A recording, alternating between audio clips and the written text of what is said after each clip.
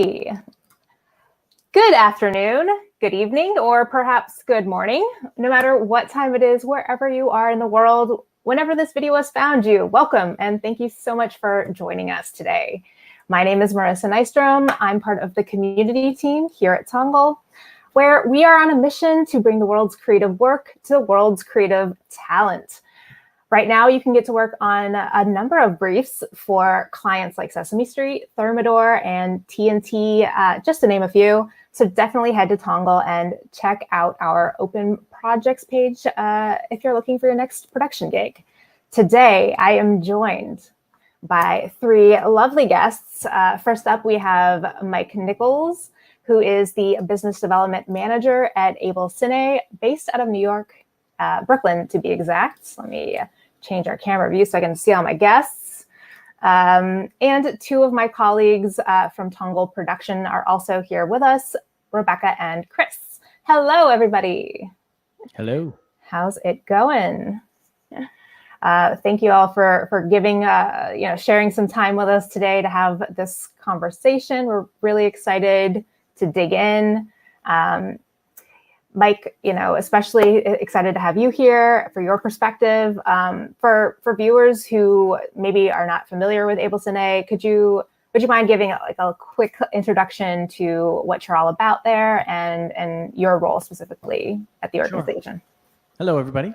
So AbelCine is a full-service company that deals with the production community in pretty much every aspect that you could think of: sales, service, rental, training, education, consultation, financing.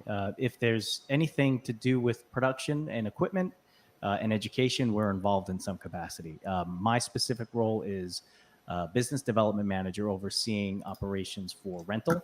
But anything that's a new and exciting business opportunity for the company, I would have a say in sort of the developing, nurturing, and bringing to life, so to speak. So it's an interesting position that was born out of the rental department, but as the company's grown over the years, the need for thinking of things more fourth dimensionally, it's the way I kind of think about it, has grown into a place where any opportunity that comes through needs to be evaluated as how can we best service this opportunity? Is it rental? Is it sales? Is it service? So on and so forth. So I try to identify those opportunities and bring them to the department managers and the management structure team and just, see what we can make something out of nothing sometimes. Very cool. And I'm sure, in the last couple of months, you've been having to deal with new opportunities and then new things. We're gonna definitely get into that today. Yeah.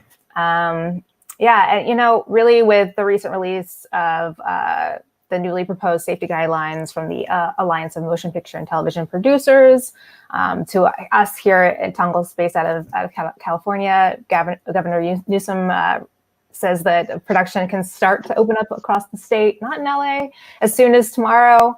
It really seems like the right time to have this conversation around what the new realities of production are going to look like in this moment and in the future. Chris, I also wanted to give you a chance to chat about what it is a Tongal producer does and just kind of quickly set up what that role looks like at our organization. Sure. So, hey, everybody, my name is Chris. I'm a producer over at Tongal. And for those of you who aren't familiar with the Tongal platform, basically producers serve to take a project or an initiative through to completion. So typically this looks like facilitating a video project, and we'd be the ones to, first of all, take the client or the sponsor's needs or messaging goals, and then translate that into an actionable plan of production typically. But we do all kinds of things. Sometimes we do graphic design, sometimes we just simply do social media activations. But typically it's a video project, as we are a video production platform. So the producer would then work with the client to develop that project and brief, and then from there, that's where kind of Tongal magic happens, and we open it up to our community. And at that point, a producer would go with the client to look through the submissions to that project and determine which filmmaker seems to be the best fit for that project at the time. And then once the project is kicked off with that filmmaker from the platform, the Tongal producer would kind of serve as an admin or a liaison between the client and the filmmaker as the project is completed.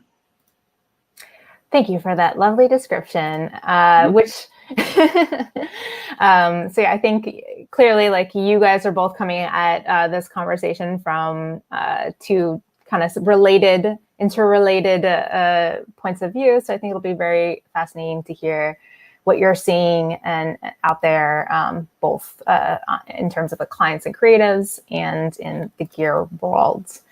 Some of the questions that we're planning to tackle today are: what will video production look like in the near and medium term? What are the implications for video producers and publishers? And how can producers and filmmakers stay informed and be safe as they begin to head to set again?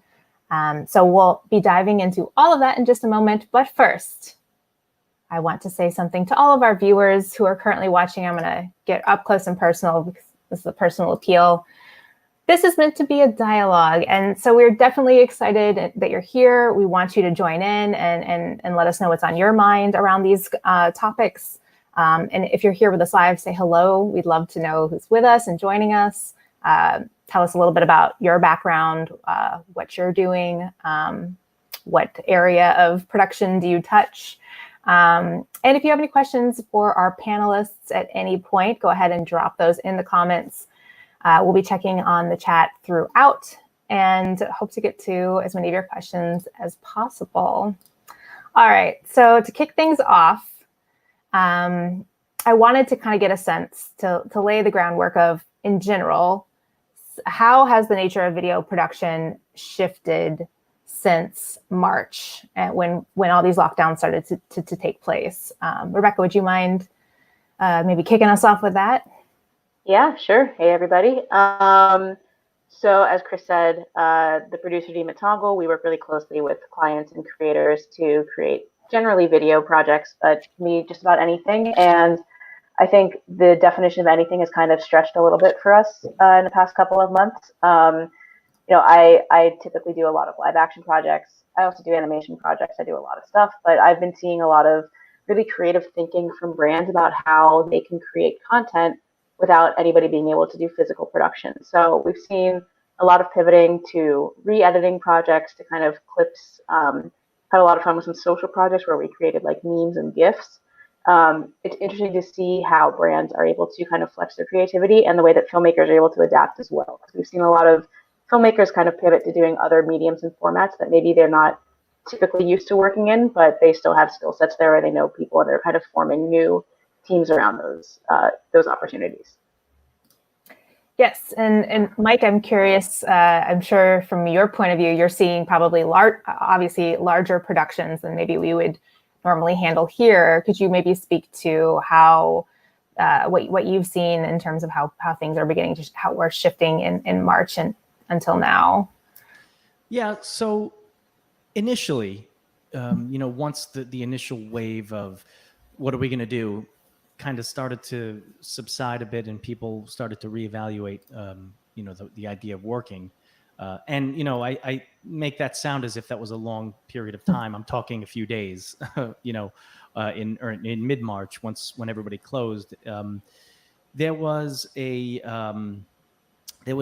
call it pre-phase one production, pre-phase one pandemic production. And it was a lot of iPhones, a lot of those types of devices where talent would just, set something up and be in their house. And a great example of that was the Some Good News skits that I always butcher his name, Josh Krasinski did at home. And, those were great. And those actually evolved over if you watch them, you can see the evolution of even the production value from March till now. But we had a lot of those. And the other thing that we saw were a lot of, well, I guess I would, okay, so that was the pre-pandemic phase one stuff. So that was just the get something out there. We got to get something live. We got to get something, we saw that the Tiger King even did that extra episode where everybody was on an iPhone. So that was symbolic of what I would call that level of production. But then a lot of the documentaries that got halted, maybe they needed one or two more interviews to complete the shoot. Then we started getting inquiries. Well, hey, look, we don't want to shoot it on an iPhone. We don't want to shoot it on, we don't want to sacrifice quality, but we kind of have to get this done now. So we started developing the idea of a high quality, robust image remote contribution kit, something that could be sent to a client. They could handle the actual setting up of the camera system, and then we would remote into it and operate it, and then the production would handle the media and editing and all that. So we did a few jobs like that, and we helped out a few, consulted on a few jobs that needed just a nudge in the right direction on how to achieve what they wanted to achieve. And then from there, we decided, well, it doesn't seem like we're going to be getting on to sets anytime soon. And we want to create a way for our clients, the cinematographers, the camera assistants, the DITs, so on and so forth. We wanted to create a mechanism for them to continue to work as we start to ramp back up for production, which is where I think we're at right now. And we created these remote camera carts that we can have just someone bring to location, set it up, and then broom out, and then have it completely and independently controlled from someone off site. So the idea was to satisfy any production need that may have come up now during this sort of lockdown, but then also make it fluid enough and agile enough to the point where it can be an effective tool moving forward, and not something that is looked at as, well, you're automating my position. No, we're making it remote. And I think that's not something that's going to go away anytime soon. I think we're going to see a move to get a lot more people off set that don't necessarily need to be there. I'm already fielding calls daily on how do I achieve a remote video village so I don't have to fly my clients in from so-and-so to blah, blah, blah. So I think this is going to be a paradigm that's going to continue to evolve in this lane, so to speak. Absolutely. It feels like this is just like accelerating the tech and these things that have already maybe existed to some extent, but now I think as people become more comfortable with working this way, I can see it for sure becoming the norm. And Rebecca, it looked like you had something to say there. You wanted to add? I was going to say that, I think we're starting to see that too on projects, and Chris can probably speak to this as well. But, it's kind of like everybody was like, hold on a second, like we can't do live action for a minute. And everyone's like, okay, we've had a second to take a thought about this to like figure out how we can adapt, how we can use technology to kind of make live action happen going forward. And I think you're starting to see that now on the platform as well. Yeah. Absolutely. That's definitely something that I know I had a note to talk about, because Chris just worked on a project that shot, I think maybe even just this last weekend, where you guys were doing some of that virtual production, remote production.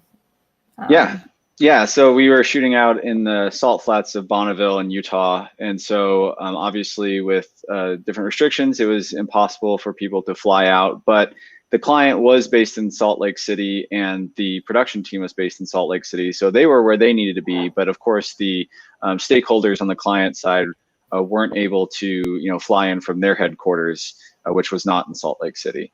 So what the filmmaker was able to do for us was they were able to, using, I believe it was a Blackmagic component, they were able to hook their camera into basically Zoom through a Blackmagic component, and then stream pretty well a live picture of the different setups. Now for this project, it was rather straightforward. It was just a straight to camera address, stand up in the salt flats talking about the product, and a couple of maybe several different like B-roll setups to just kind of cover the location and cover the product that was there.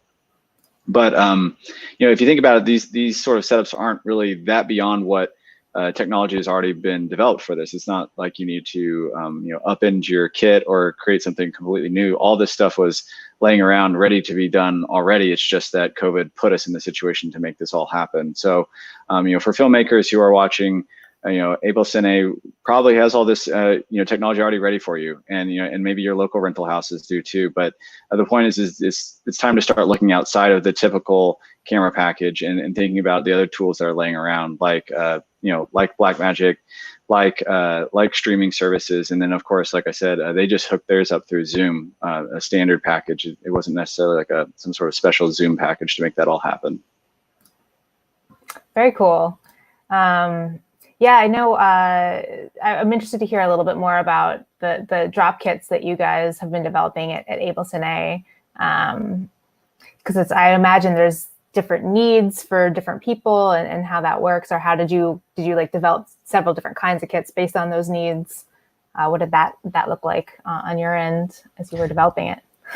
So there was no blueprint or template for how to do this. It was how do you anticipate what a production need could be like from a camera perspective without there being a DP, without there being a camera prep, without there being parameters that we've never had to consider, like what's the internet connection like at the location.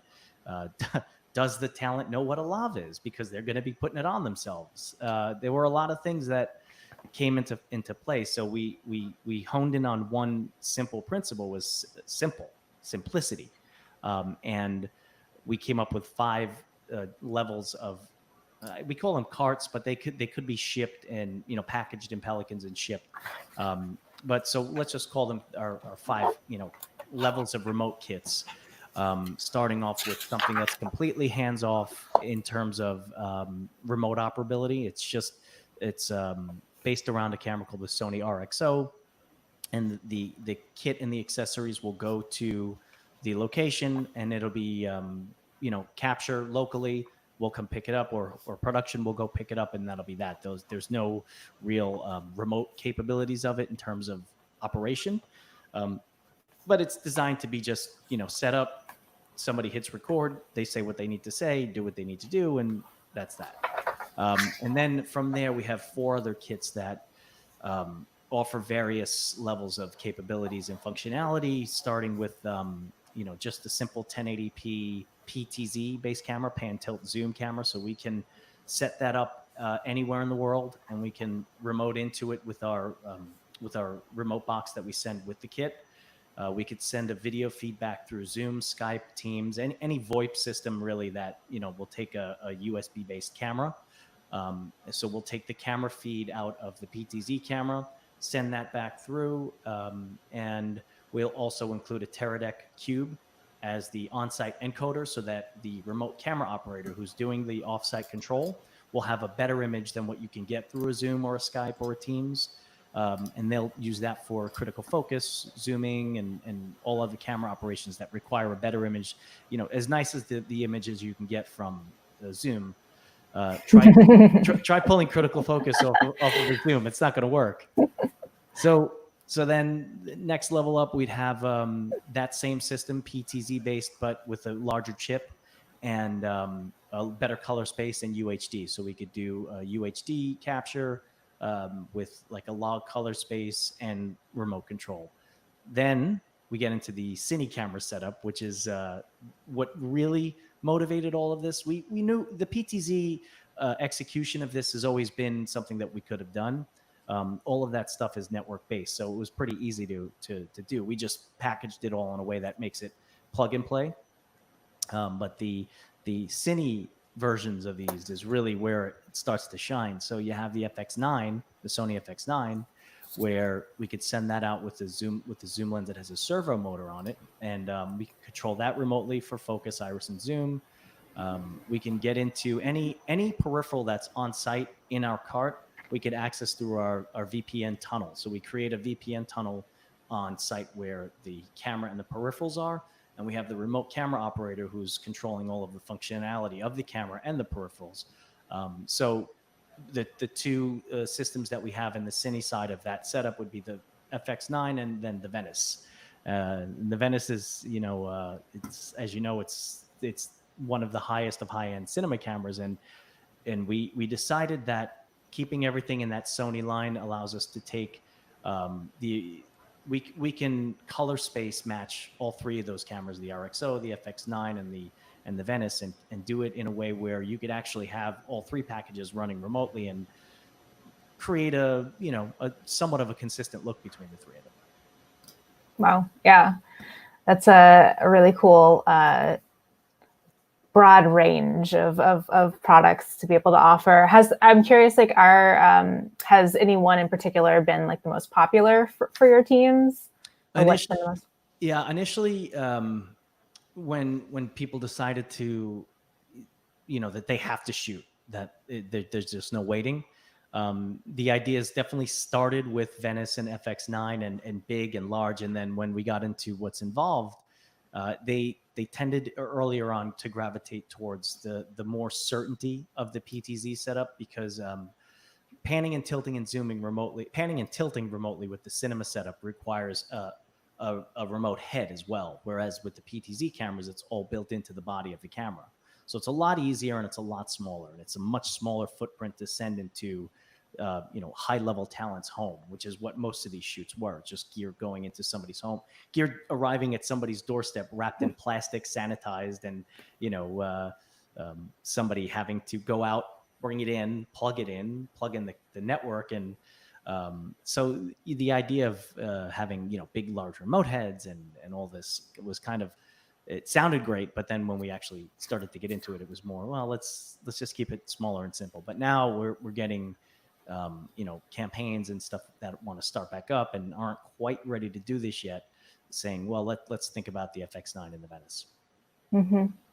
And you also brought up like a really interesting note about how talent is being used right now to become part of the production team, essentially, and have to learn to use some of the tech, get more familiar with it. I think all of us have, it's been a crash course in learning to use new tech during all of this like remote work for anyone who's working remotely. I know that's something that on our end as well has been, a big, or not a big, but like a shift for certain projects, certain clients.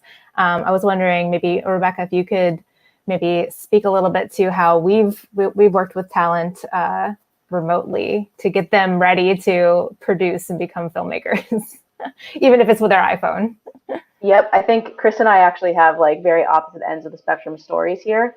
So one of my bigger clients is Lululemon, and so we've been doing a lot of content with their ambassadors, who are all over actually the world, and we can't bring a crew to them. We're trying to film workout videos so people can stay fit, stay healthy at home. And so these ambassadors have to kind of film themselves doing these workouts. So we created some guides on like how best to shoot on an iPhone or an Android. We also have to think about, creating enough storage space on your phone, and then also how to upload the footage to us at the end of the day, because there's a lot to consider there. Another thing we had to think about was obviously sound, but then also formats. These videos go live on both YouTube and on Instagram TV, so they need to be both horizontal and vertical. So we've played with things like having the ambassadors film twice in both aspect ratios. We've also had them, kind of film once with framing that can be matted in from horizontal to vertical. It's an interesting way to approach production, but I think, the quality is, at this point, everybody's pretty used to seeing, people doing stuff on their phone cameras. It's not a shock to see footage that comes off of a phone. And it actually kind of creates an extra layer of authenticity for these shoots where it does kind of feel like a trainer is walking you through how to do an exercise routine. Yeah, absolutely. I think for certain formats, for certain types of videos, it can, definitely be a boon, especially when you're doing social. It's much more immediate and feels more intimate.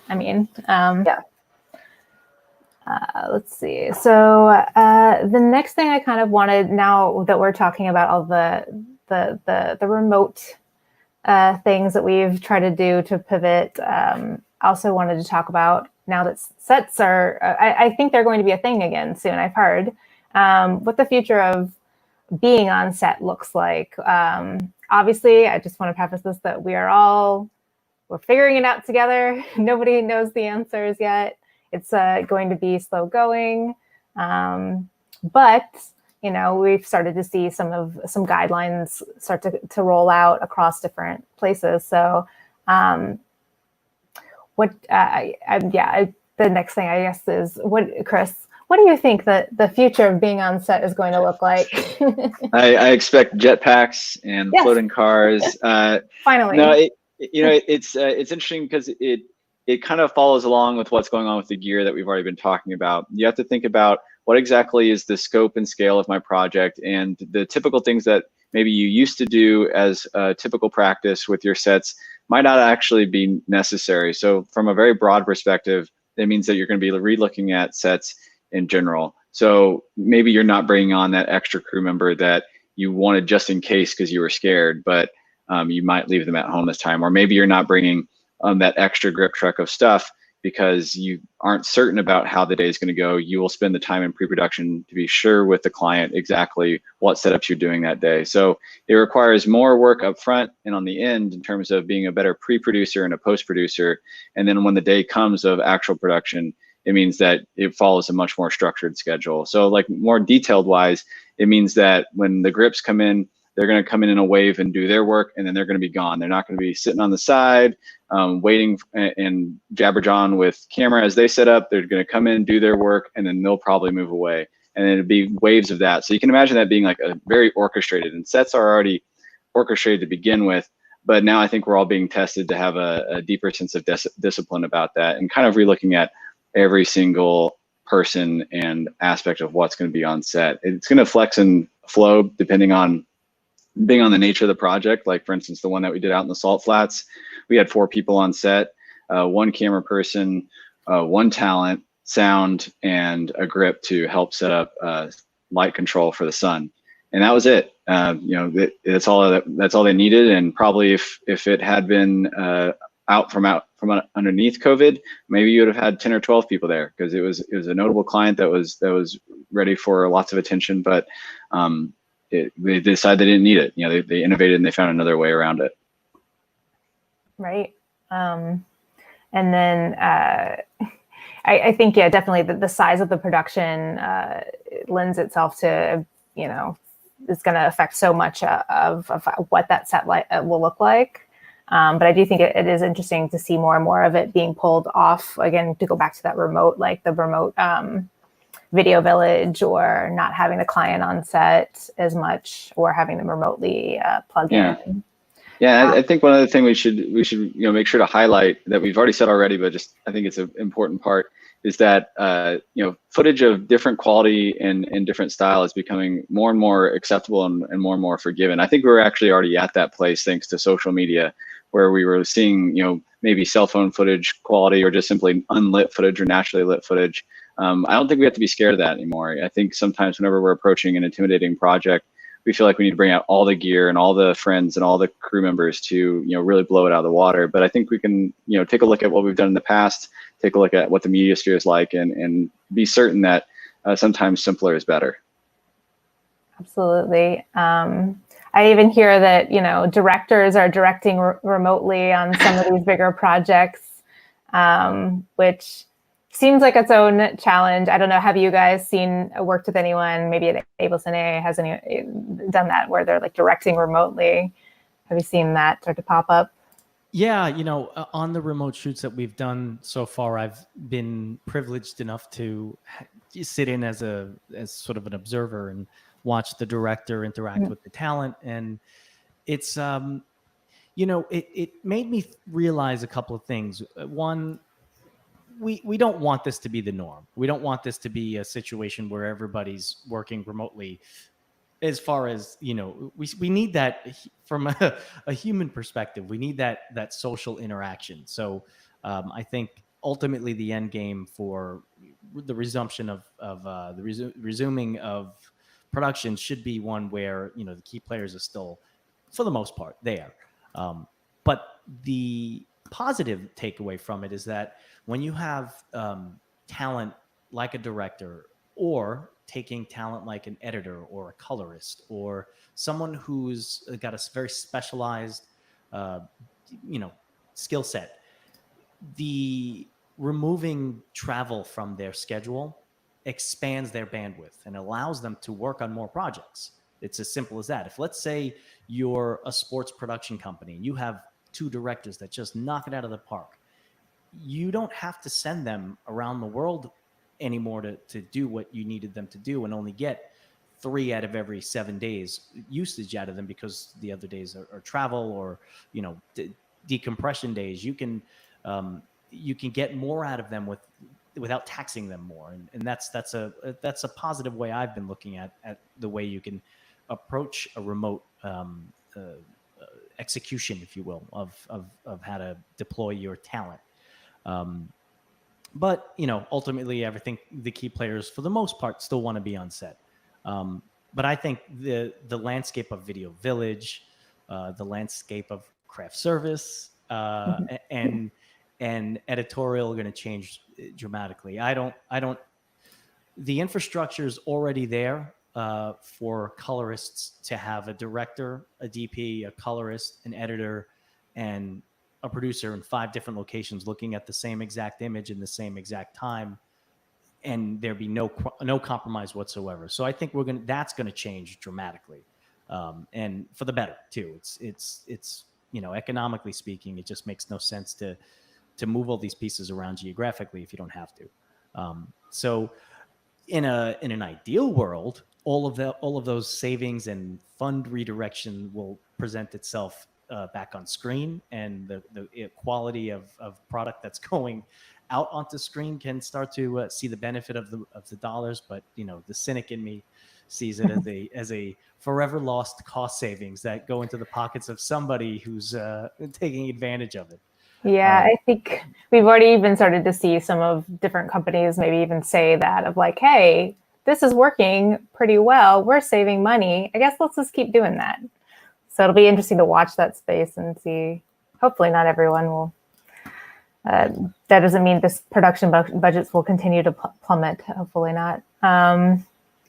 But you know, at the forefront of all of this, I think we can't reiterate it enough, is really the importance of safety for cast and crew that are going on to set. All these changes obviously are to keep everyone safe. So I kind of wanted to pivot to what is safety on set going to start looking like? You know, obviously, again, like CDC has their guidelines. There's a lot of different places starting to put out guidelines, again, like the Alliance of Motion Picture and Television Producers that have put out their proposal. And I know Tongal, just speaking from like our end, we're also, of course, thinking about that. We're working on our own set safety guidelines for all live action videos produced on our platform for the you know, the upcoming future, because, you know, we want to make sure everyone is thinking about these things. How are as a producer at Tongal, Rebecca and Chris, how are you guys thinking about safety? What does that look like for specifically obviously we haven't completely set out like all of our guidelines, but what do you think that will look like for our productions? Okay, so you know, I think the one thing that producers, on-set producers and line producers should be thinking about is that you're already taking safety into consideration whenever you're making a properly produced project. You were looking at where the nearest hospital was, you were checking the weather ahead of time, you were buying insurance and getting it ready for a project. So this is just another part of that in your process. It's not that your world or your profession has been upended in some ways. However, you will have to kind of pay attention to whatever is specifically going on in your region. You'll have to update yourself just like you would do with the weather, or know where the nearest hospital was. You have to update yourself and know what the current COVID situations are and what restrictions you're working under. And that's just additional information that you'll have to relay over to the client and to, you know, us, the Tongal producers. Like, again, just like I said, just like the way that you'd watch the weather or be aware of a rain day that would delay a project, you'd need to be aware of maybe an uptick in COVID and understanding exactly how things are spreading and how it's being regulated at the time. And what we're hoping for is that we're hoping for this becomes something that we understand just as regularly as we understand the weather, but not to say that we hope that COVID sticks around just as long as the weather sticks around. So that's one thing. And then another thing that that producers should be doing is maintaining their safety standards that were already in place. You wouldn't hire only one grip to handle, a 4x4 sail in a windy situation. That's unsafe. So, stick to the standards that are necessary to get a project done. And if that project requires it to flex and for those safety standards to be challenged, then perhaps you don't need that component of your project.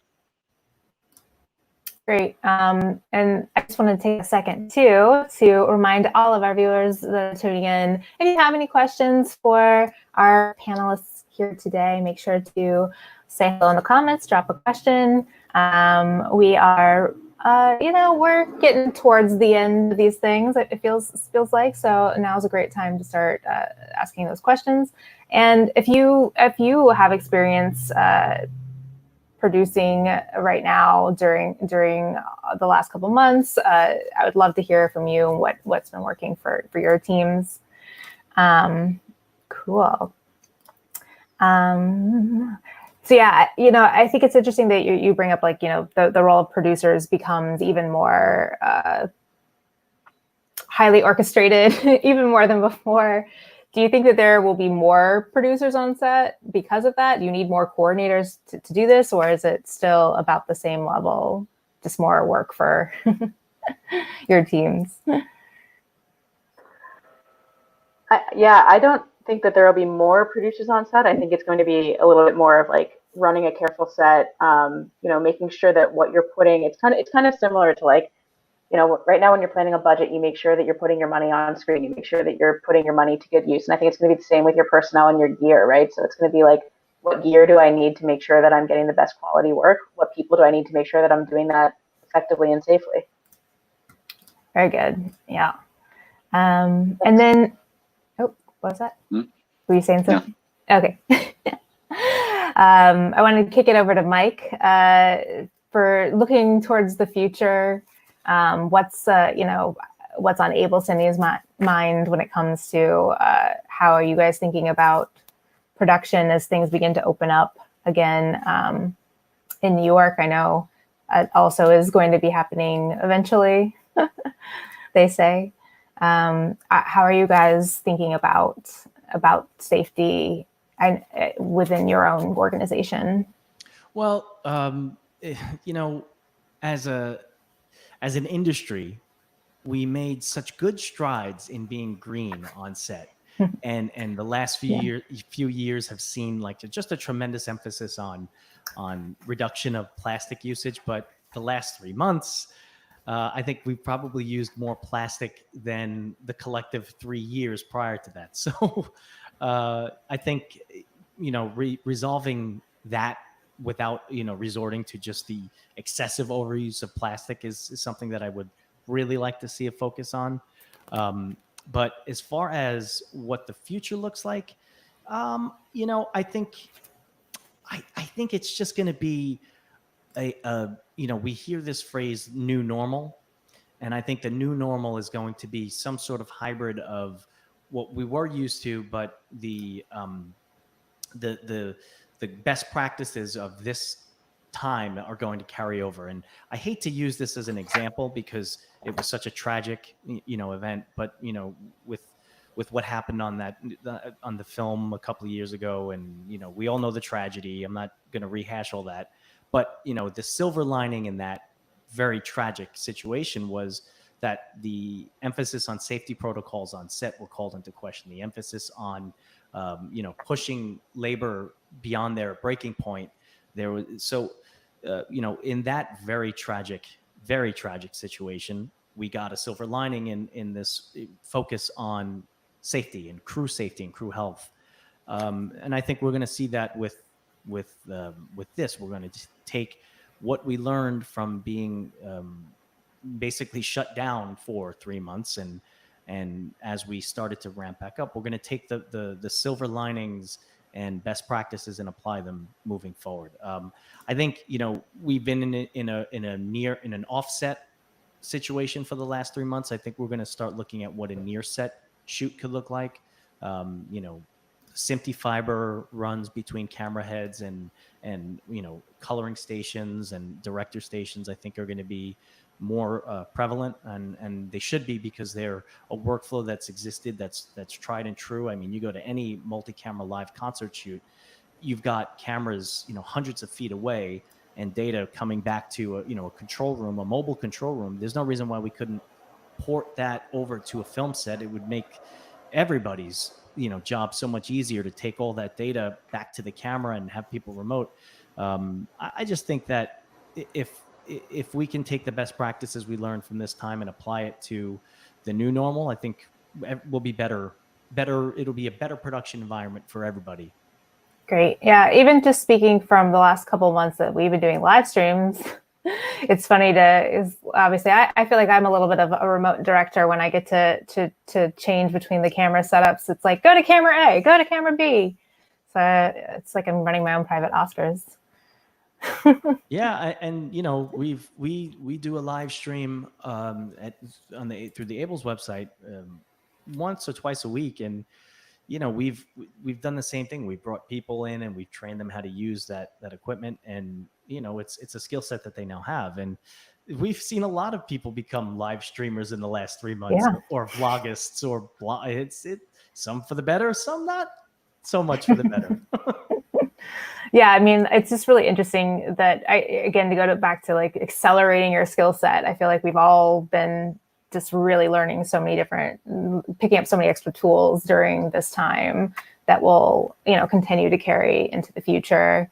And again, accelerating things that maybe already existed, like these remote options that have existed, but now is really a time for us all to rethink, like, well, that works.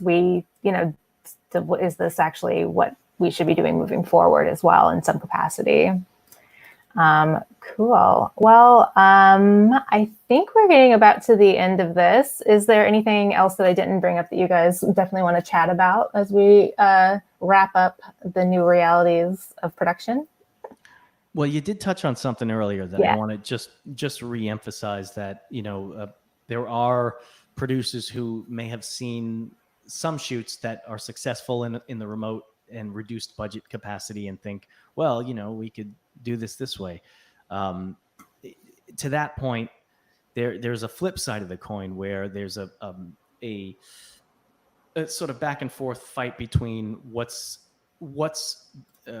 right for a specific person to be doing on set.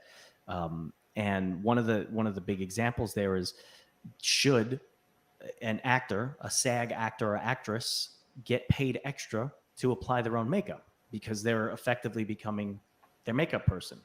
And it raised a lot of questions about, well, if we're doing a remote shoot and the talent is functioning as the VTR operator, are they now a VTR operator? So there's a lot of things that, just because a remote shoot with a reduced production and a reduced budget was successful doesn't mean it was right. So I think it's an ethical question that we have to really debate. And the genesis of our remote carts were not to create autonomous ways to shoot. They were to enable productions that needed to happen now and get them done. But they're also done in a way to try to enable and equip the DITs and the camera operators and the DPs with ways of solving problems that they may otherwise have not had ways. So if there's any producers out there watching saying, oh, we could do this for cheap and for a fraction of the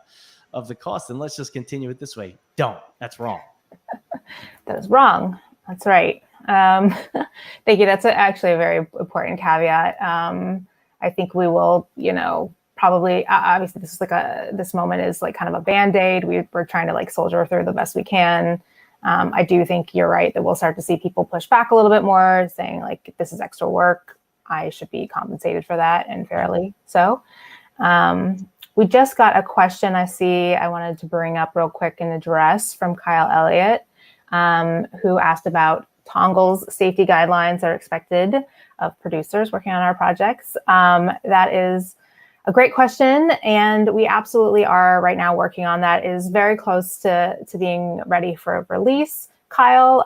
So every filmmaker moving forward will, if they're working on a live action set, will have some of these guidelines that we're going to go over with them. At the end of the day, Tongal is here to help educate and provide those resources to our community. It's always up to the community member to use their best judgment based on their local guidelines and their own safety, taking that into consideration. But we're absolutely looking to help educate our community based on our own kinds of projects that are obviously a little bit different than maybe like an industry, like a bigger, larger shoot. So thank you for that question. Great. I think that's it, you guys. Did we do it? We did it. I think we did it. All right. So High five. Yeah. Wait, no. Love it.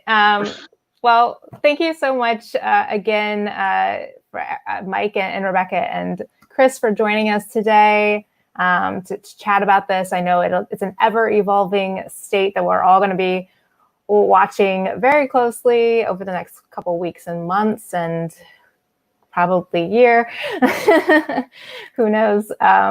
And for those of you who tuned in, thank you so much for watching either live or in the future. I hope that I'm sure we'll get many more people watching after we go off air. Thanks for watching. Go ahead if you have any other questions, drop them in the comments. We'll be paying attention. And remember to keep your eye out for more community live streams coming soon. And we'll see you next time. Bye. Sorry, it's always